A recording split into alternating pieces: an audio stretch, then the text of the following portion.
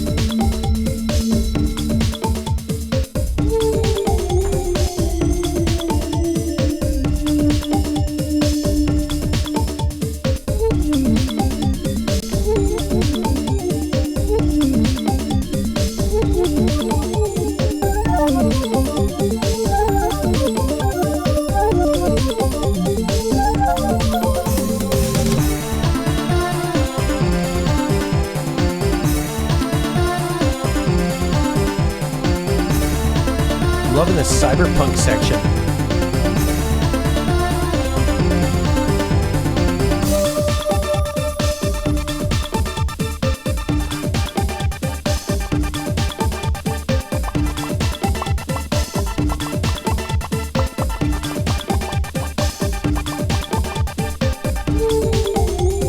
Wow.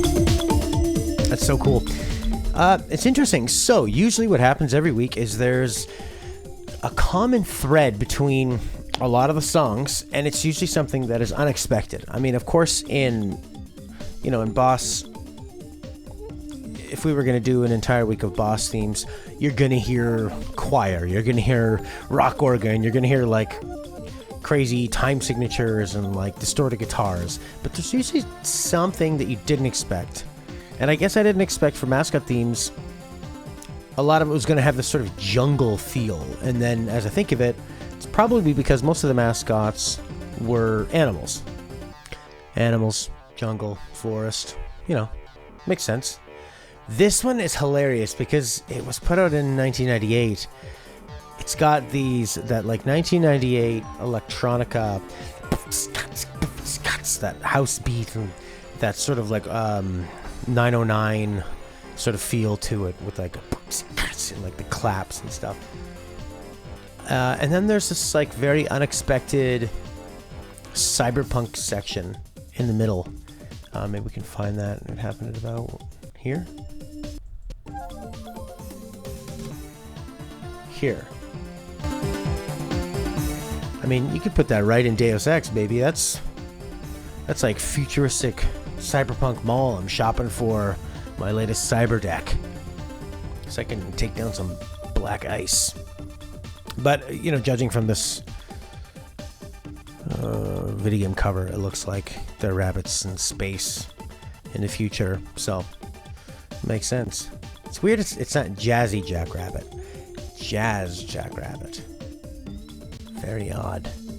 So our first pick was from Klonoa 2, chosen by Kris. Claudio was chosen from Klonoa 1, released in 1997 on the PS1. Untamed Heart, composed by Eriko Imura.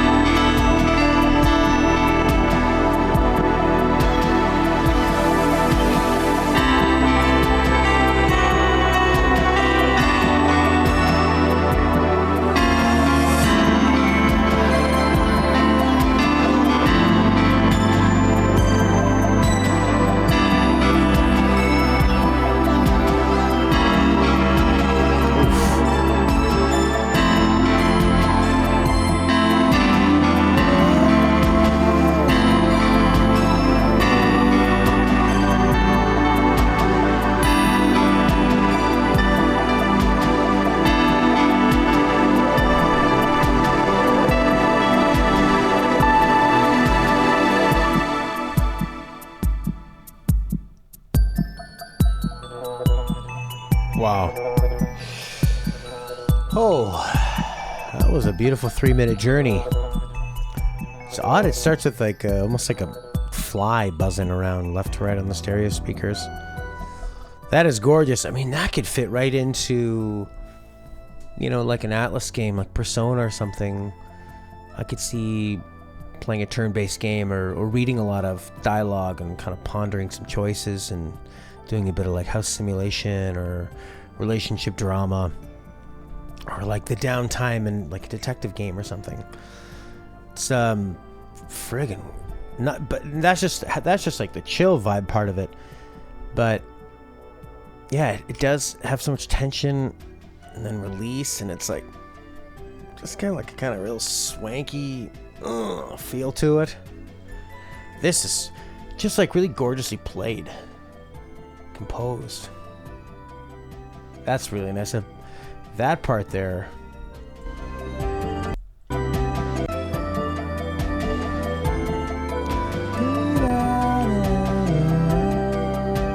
And then you think it go boo doo da da doo da ba, but it doesn't. Huh. There's like so many unexpected chords throughout there, which keep it interesting on a loop. I mean, somebody took the time to make a 30-minute version of this, and we're already on the second rotation of it, and have rewinded a few times, and it's freaking amazing. Gotta add this to my top 20 secret list. Not my secret list, I have to share it, but my extra list. Beautiful. All right, next up, coming out of Pack in Time. Pack in Time. From the Super Nintendo, as you can see. This is The Castle, composed by Frédéric, Motte, chosen by Kris.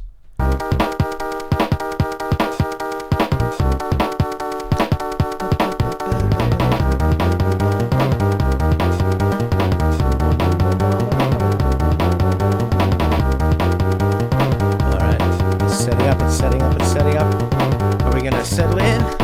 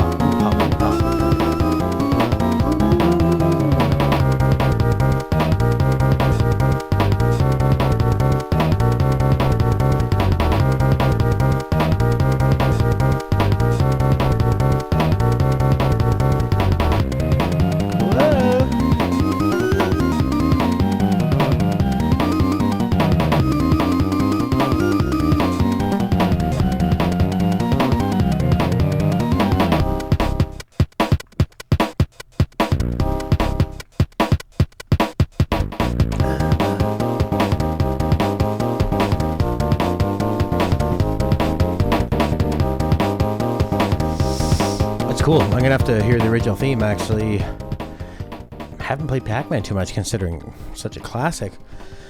You know what's funny about this is, this really sounds like a Sega Genesis track, doesn't it? Because it's just got like hard-sounding drums, drum kit that are pretty simple, just like a bit of a hi-hat and snare, bit of a kick. And then just a couple, it just sounds like a band playing drums and synths, which is what Genesis music always sounds like, right? So, yeah, this would sound killer on a Sega Genesis. Because usually the Super Nintendo games, they just like to take advantage of having so many channels and the ability to sample basically anything and having all these great orchestra sounds and... But I guess they wanted to, like you say, sort of pay homage to Pac-Man's roots of being a little more basic. You know, this sounds like something you could hear in the arcade. And I kept waiting, thinking that this was the intro that was gonna like settle and send you on your way, but it's a castle theme, so I assume this is, you know, a more difficult place to be, maybe the end of a level or the end of a sequence or something. Bit of tension, but with that fun kind of soloing instrument. Being the star, just like little Pac-Man would be in that castle. I always judge the songs by, do I hum them immediately after?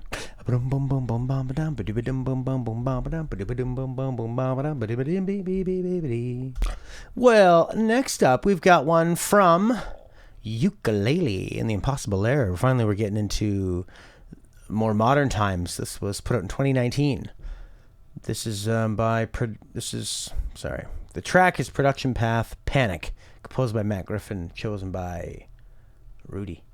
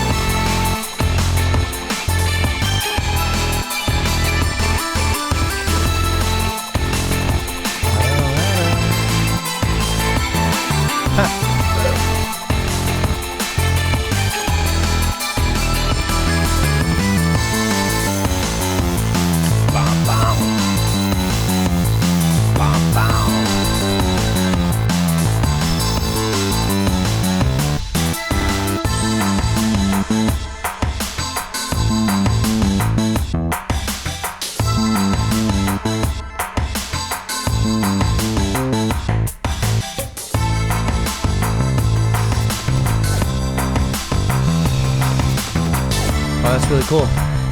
That's funny. The bass and the guitar really remind me of Muse, but I can see the Crypt of the Necro Dancer. It's got that sort of industrial, dancey kind of groove, but then also like a steady rock, and then also that sort of like double time, the kris beat, as we call it, the Grey Waka beat. That friggin' rocks, man. Pardon my language, but I couldn't control it. Well, it sounds just like Hysteria. Especially they're like boom ba doom ba doom ba doom boom boom boom boom ba ba. Hey, next up from Earthworm Jim 2, back in 1995 on the Super NES and Genesis. This version is actually from the PS1 port in 1996. This is Subterranean Lorenzen Soil, composed by Tommy Tallarico, chosen by Claudio. Hey!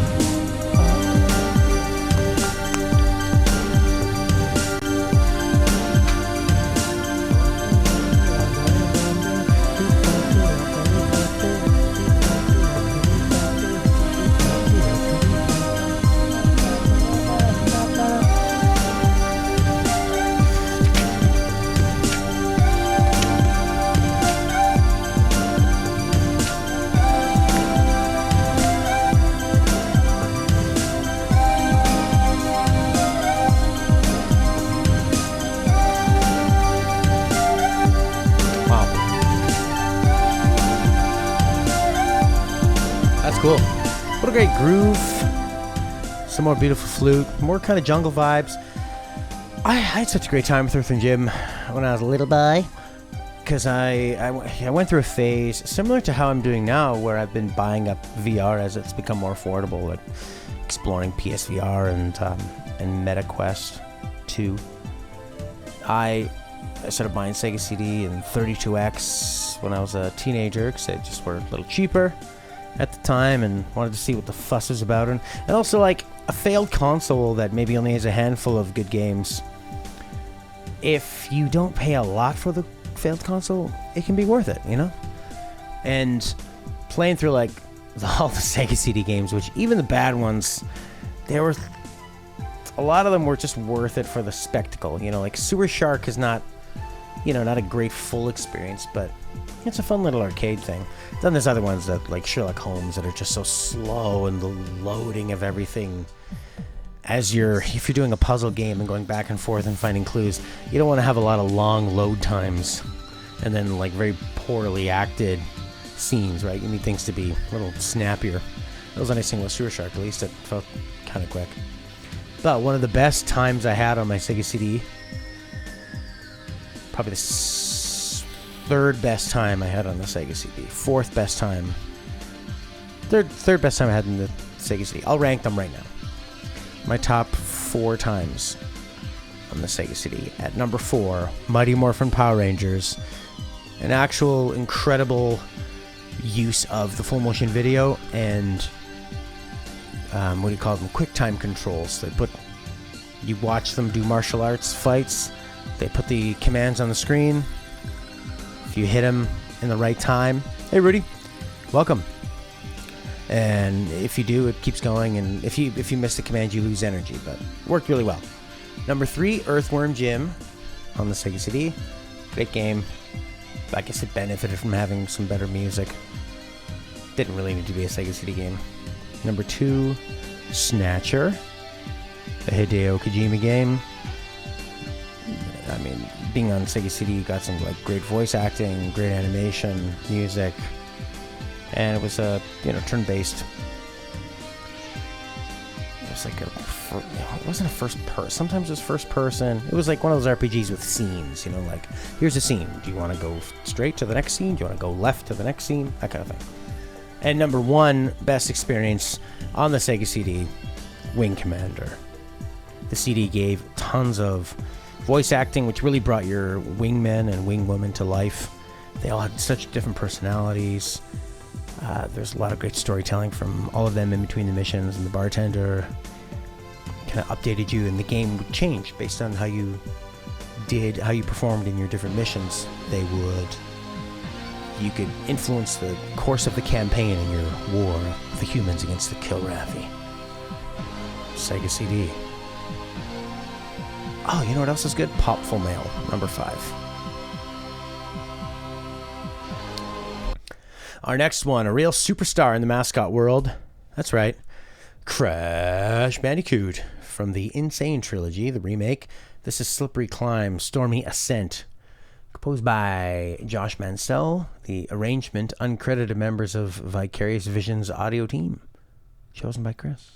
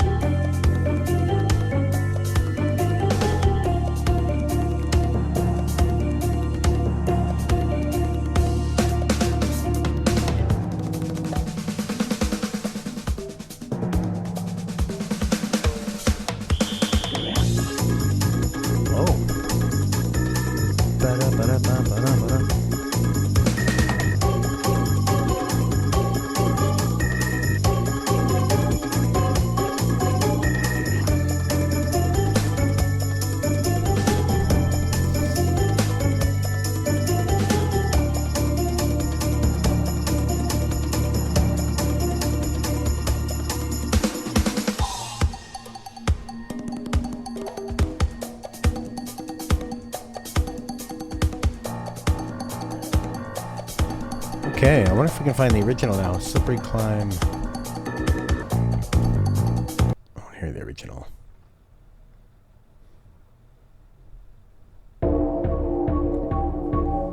So dark.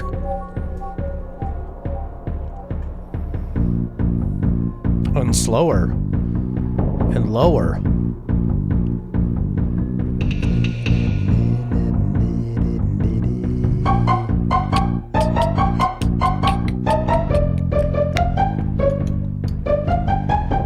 Oh, it's like a very, very different song. And the bass is so low and like menacing.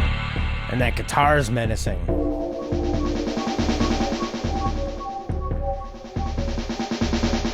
Is it also like a amalgamate? Because it said Slippery Climb and something Ascent, Stormy Ascent. This is way different, the original. It's more of like a horror feel. Cold, menacing military march. That low growling bass. Probably can't hear anything I'm fucking saying because the music's so loud, I'm sorry.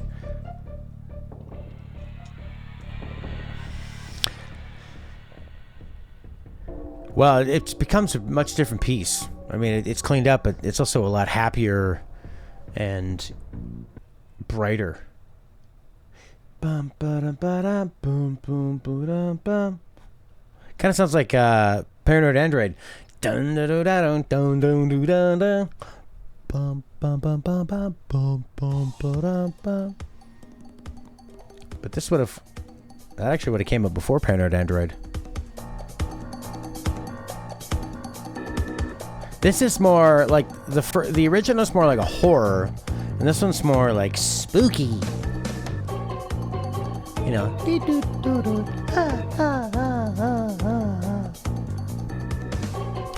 Like the organ is cheesier and those little stabs, bing, bing, bing, bing, sound like little cobwebs.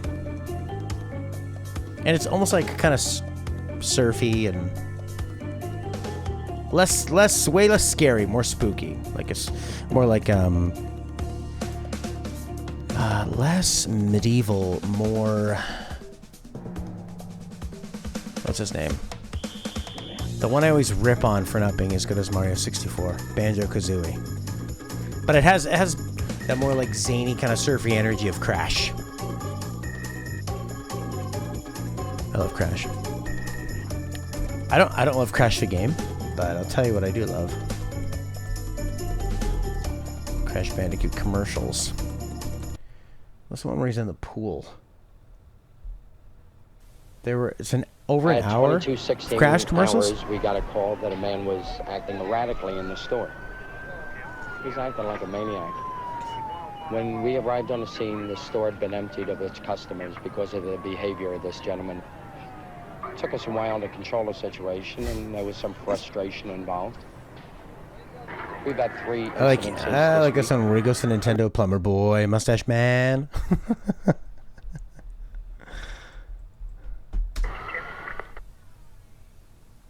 Fear not, Plumber Boy, the Bandicoot will come. I'm coming to get you, pal. This guy. Hi, how are you? Am I on the right street?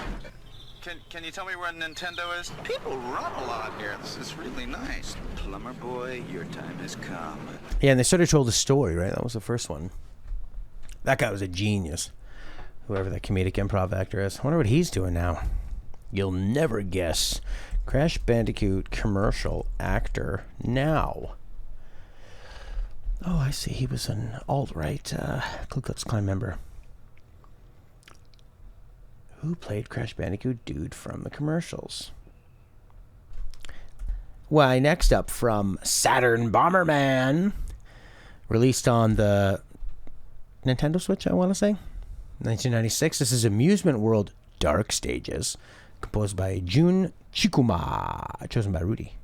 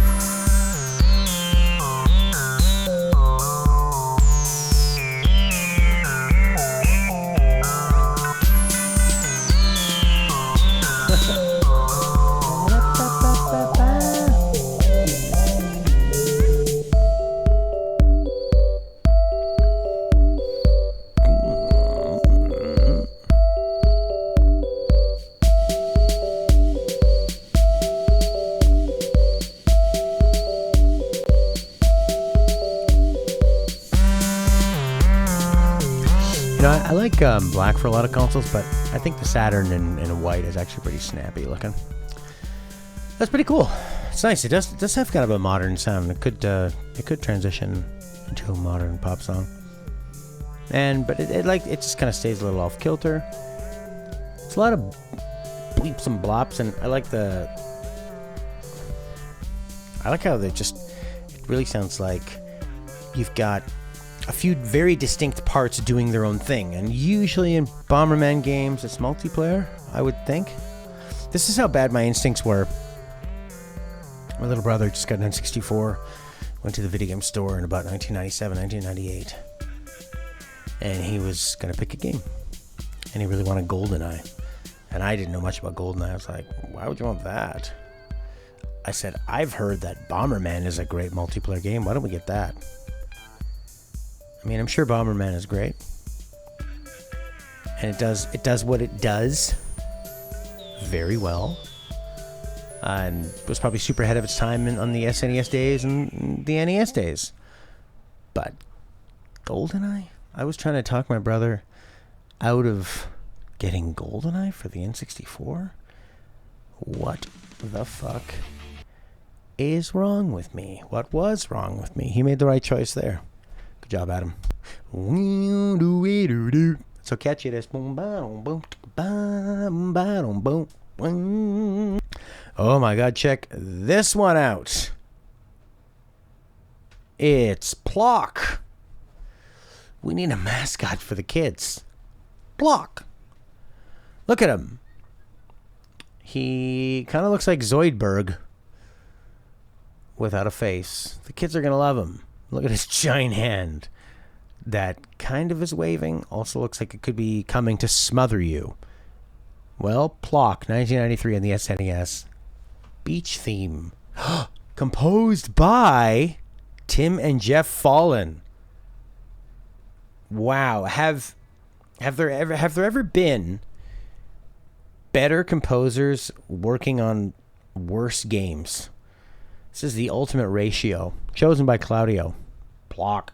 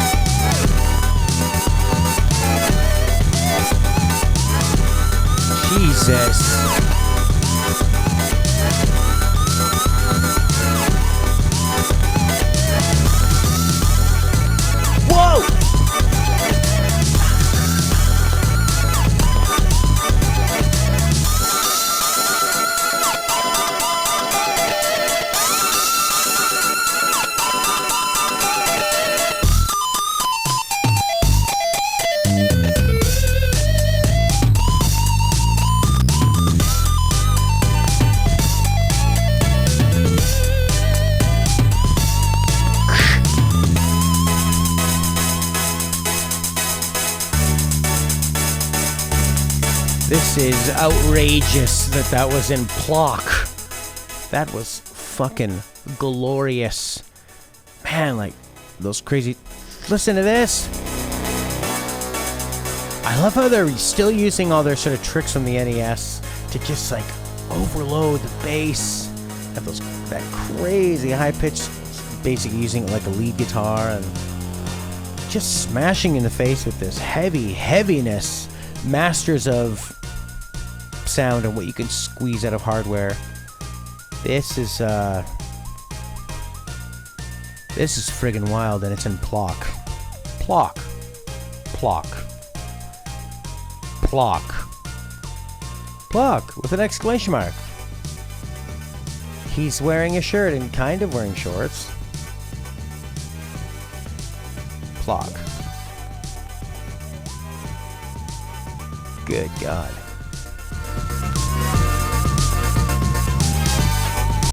Next up, hey, here's a weird looking mascot that got more love than Plock. Kirby. This is from Kirby and the Forgotten Land. Moonlight Canyon. Composed by, well, one of these, or maybe all of them. Yuta Ogasawara, Hirokazu Ando, Jun Nishikawa, and Yuki Shimoka. Chosen by Chris.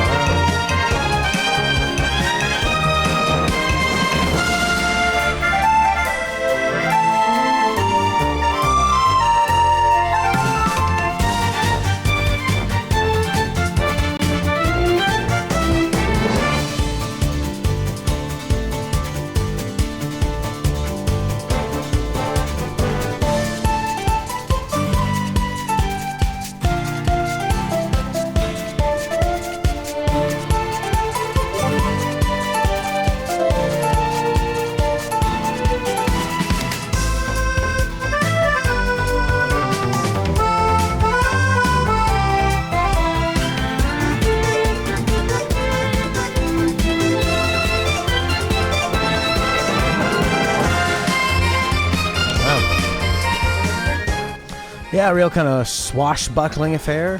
A lot of changes in it. You know, pretty rousing. You could play this on out in the stormy seas. Nice dynamics to keep it interesting. Just a nice little Nintendo theme. Strange blend of medieval Mediterranean. Good way to put it. It doesn't sound like that. Dun dun dun dun dun dun dun. Ba-da-bum bum bum ba-da-bum bum bum bum bum ba-da-bum ba bum bum bum bum ba-da-bum ba bum bum bum bum ba-da-bum ba bum bum bum bum ba-da-bum ba ba-da-dum ba-bing-da-boo bing-da-doo. What's that? That's from Link to the Past, I think. Ba-da-dum. That's what it is. Ba-ba-da-bum bum bum ba-da-bum ba. Next up, something really cool. Rai Star, the shooting star. This is Crazy Kings. Man, this was put out in the Genesis in 95. Formative year for me. Composed by Tomoko Sasaki. Chosen by Rudi. Whoa!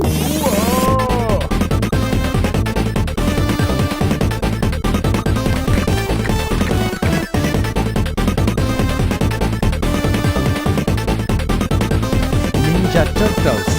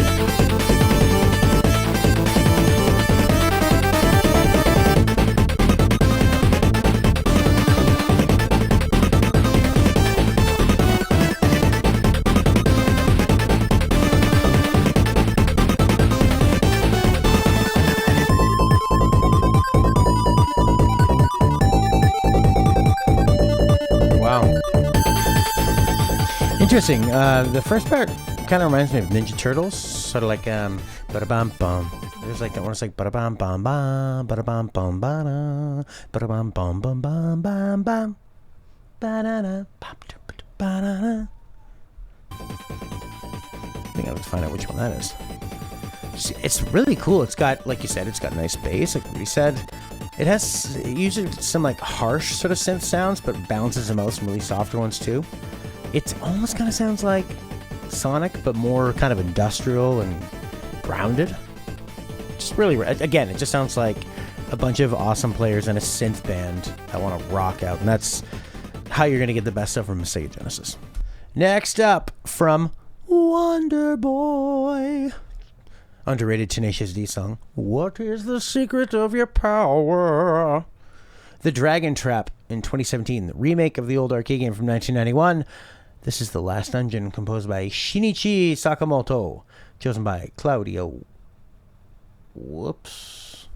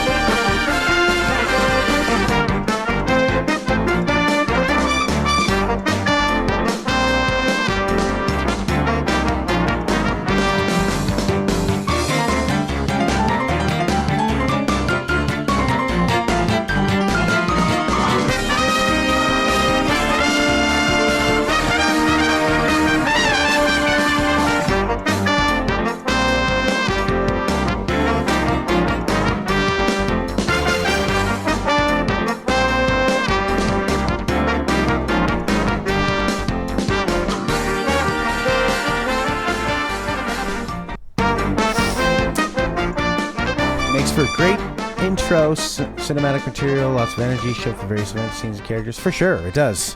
It's funny because this is in, this is called The Last Dungeon Encore. So it's got the kind of like, well, we're gathering it all up. It's going to end. It's got a real kind of like, I don't know, the way they use the horns, it sounds like when you take something to Vegas, you know? It's like Elvis playing his old music, but now he's got a band. And they're going to add some kind of glossy, celebratory, swanky horns over top of it. You know, it doesn't sound like anything bad is going to happen. There's no real sense of danger. It's more like flashy and like a bit of heroic here, but it's more like the hero will prevail. We're on our way to prevail, or it's over. I'm going to check out this one here, Wonder Boy 3, and this is The Last Dungeon, so what the hell did I just do? I don't even know what I clicked on. I clicked somewhere in here. Oh, I went to next video, I guess. And for some reason, that's abstract liquid background.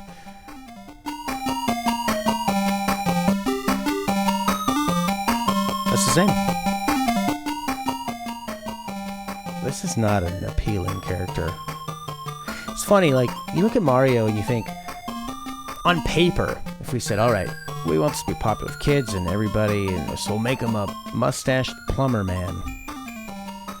But there is something about Mario. He's almost like Hulk Hogan, where he looked like your uncle. You know? And he just looked like a regular dude. And, like, who is this guy? Kind of looks like he's wearing a dress, and he's just too chiseled, but weird looking and short, and his body posture. It was like they're like, well, we'll draw it, but we want it to match the in-game sprite. Okay, you want to see the Japanese cover? Wonder Boy 2 Japanese cover. Oh, I'm sure it's going to be bloody amazing.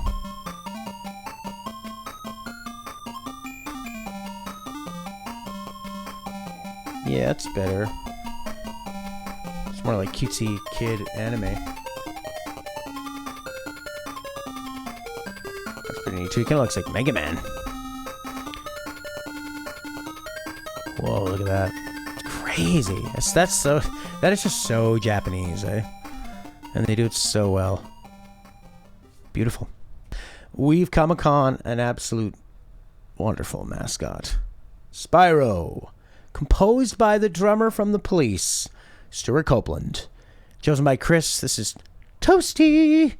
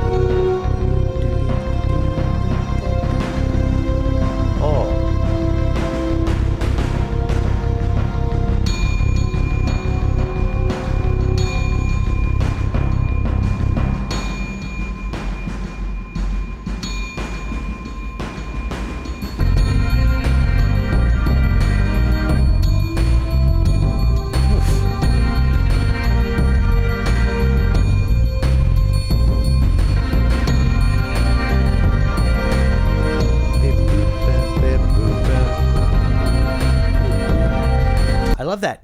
Ba-da-boom bum ba-da-doom bum ba-da-doom. That ba-doom ba-da-doom.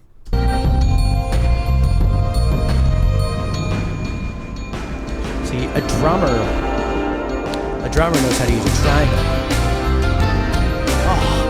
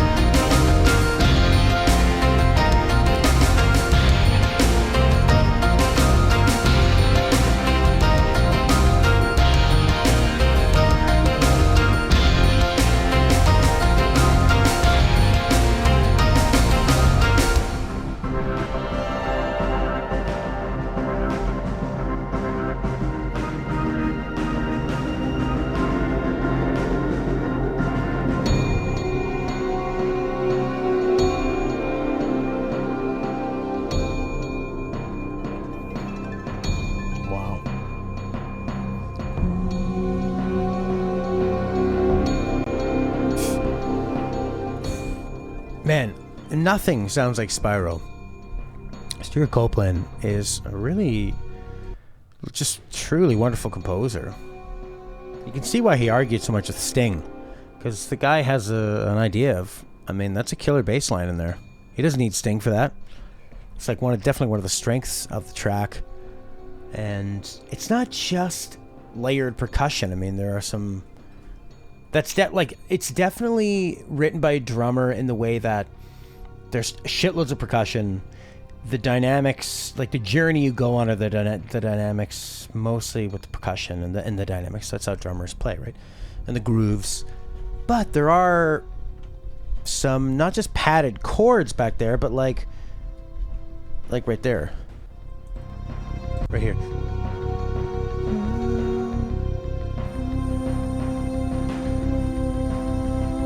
So it keeps that, but is it, so it has that resolving note, but while keeping that note up there. Pretty cool.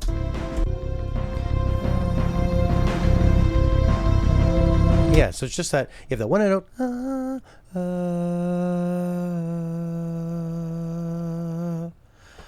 So cool. Oh, his TV and movie do sound a little bit like Spyro. I could see that. Yeah, that's his style.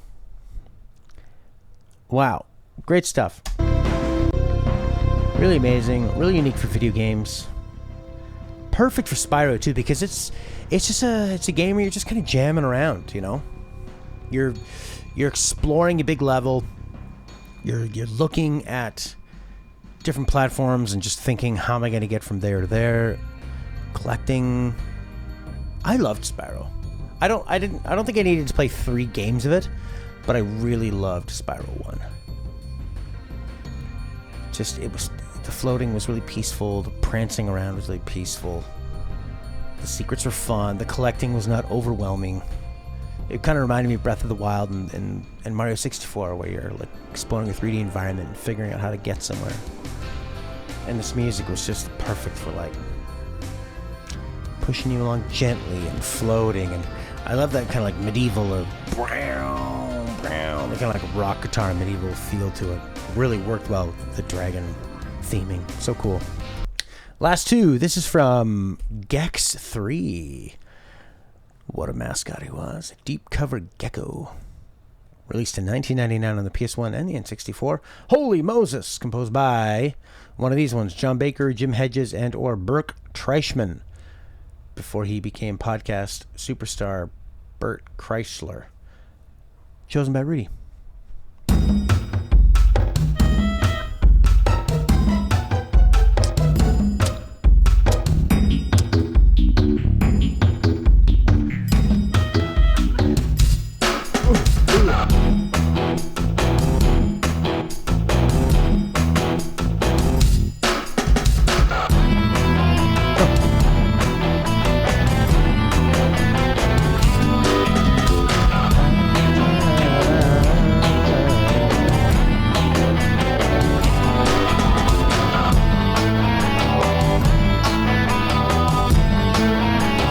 Very Arabic.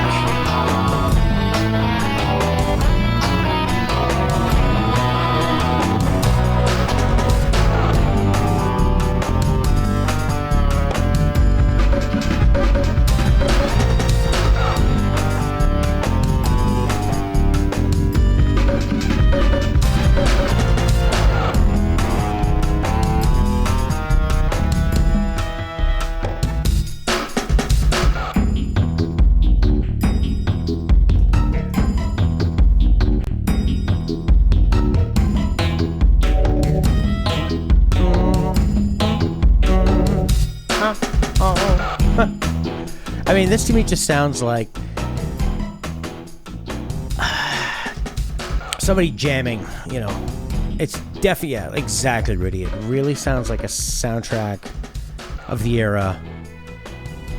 And they just were like, oh, it's a desert level? Okay, well, we'll call it Moses, because Moses crossed the desert, and Holy Moses, because Gex is probably built on a lot of, like, puns and, you know, cheesy jokes. But again, for when you're doing these kind of games where it's very early 3D platforming. So in most 3D platformers, you're going to be exploring levels, but really early ones, it can be pretty frustrating because there's going to be a lot of backtracking, maybe some clunky controls, maybe not super clear where you need to go, what you need to do. So having something super jammy like this works. You know, it's like Spyro, but this is definitely... I mean, we probably should have put Spyro last. It's really hard to beat Spyro for this. I love that when he gets onto this gun, it becomes it's like two-dimensional gun, maybe? Or at least like the explosions are two-dimensional. It's pretty smart.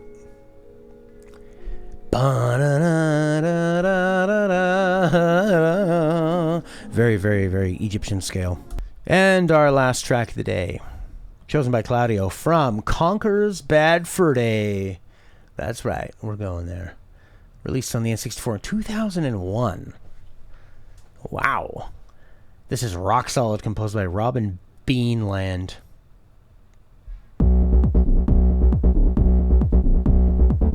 Yeah. Wow, wow, wow, wow.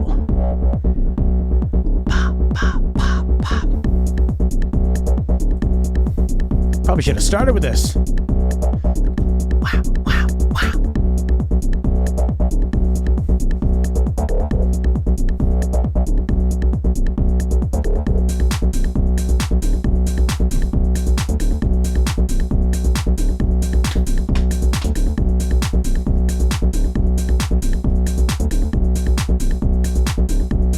Give it to the rhythm.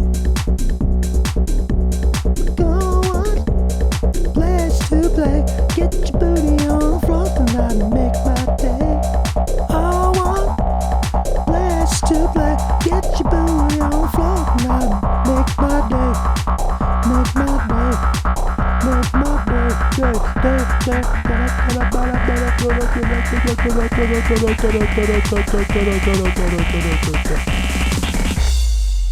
Y'all ready for this?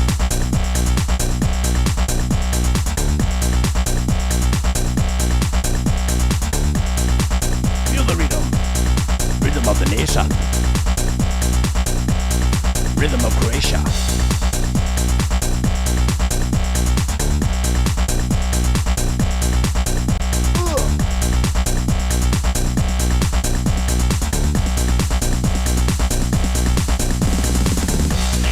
I want place to play. Get your booty on the floor tonight. Make my day. I want place to play. Feel the media.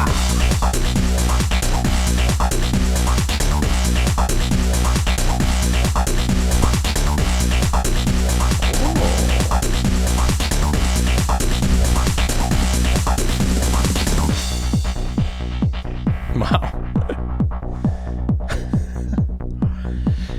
Well, that does it for today. Thanks so much to the producers of this show, Claudio, Kris, and Rudi. If you want to be a part of this, if you're watching this on YouTube, the video is going to end now. You can join our Discord. There will be a link in the video. And if that link doesn't work, please comment. I will personally reply to your comment with a link to our Discord. Isn't that cool? And then you can join us. And you can help choose the themes, the what we base the episode on, and you can submit your own tracks for this very, very fun show we do bi-weekly. Bi-monthly? Every 2 weeks? Yeah. No problem, Rudi. Thanks for showing up. All right, if you're on YouTube, bye-bye.